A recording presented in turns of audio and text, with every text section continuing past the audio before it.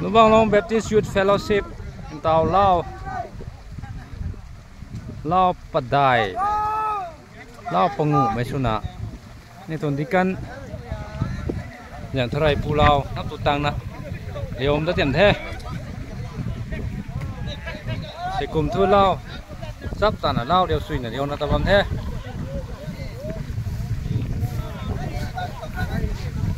ấy gì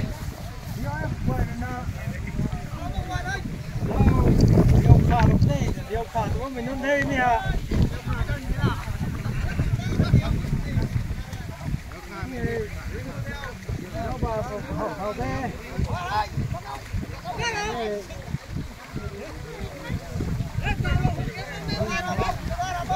Liều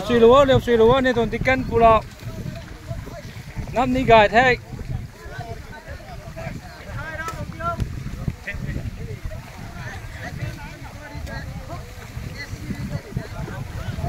rồi mình tím khát thế gì